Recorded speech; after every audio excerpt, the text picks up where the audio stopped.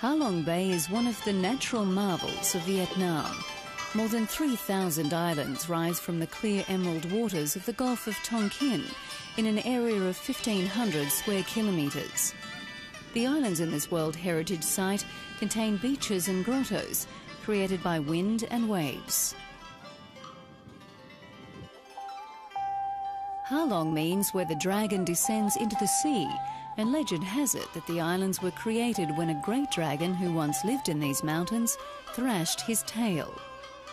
As you can see behind me, this is where the dragon's tail came and tore out all the land between the rocks and created Halong Bay. We were here with John Gray, the founder of sea canoes in Thailand, the Philippines and Vietnam.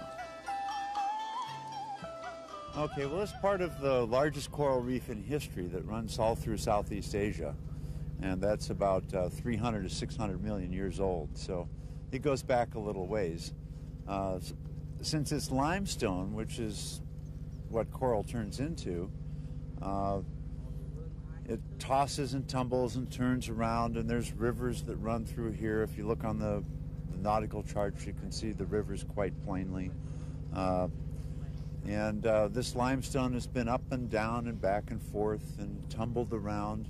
The coal has mixed in with it. There's a lot of lignite coal in the region, so that's what gives it the black look. The rain percolates down, and it really mixes the place up a lot. It makes it very unique and unusual, and you can see almost anything you want to. It's like the clouds.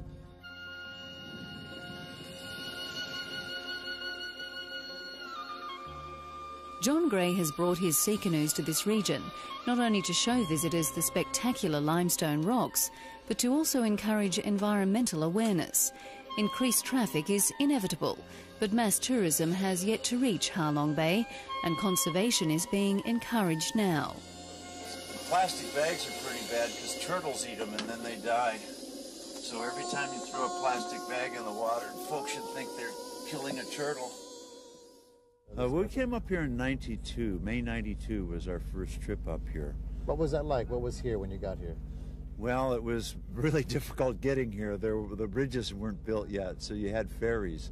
And every time you'd come to a ferry, it'd take about 2 hours. So it was a full day's drive just to get here, which has kept the place pretty well protected up till now.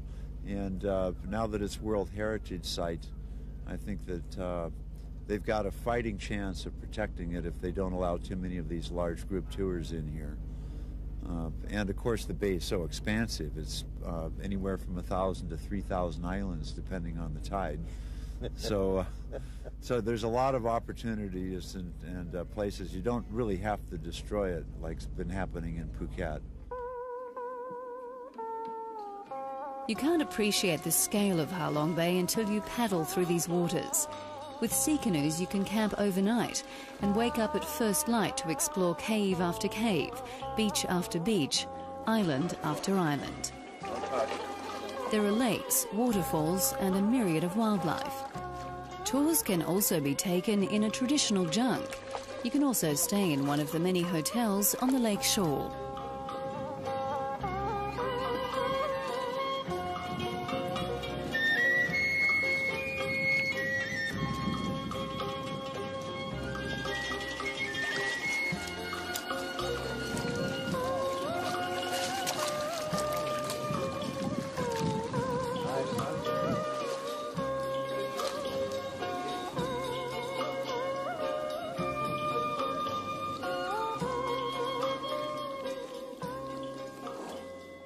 The whole concept is to enfranchise local people so that they have a vested interest in the environment, and they'll then protect it. It isn't an outsider coming in waving a finger telling people to protect an area without providing any economic alternatives.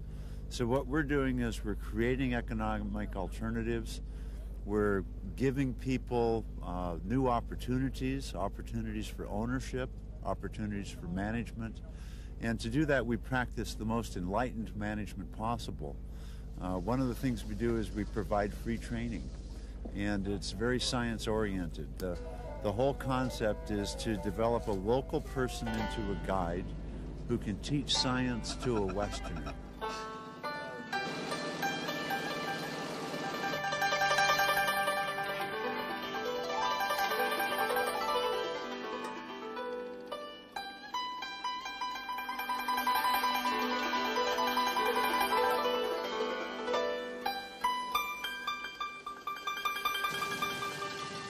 Exploring Halong Bay will also bring you up close to the local people, the fishing families and the sea gypsies who roam this stretch of coastline.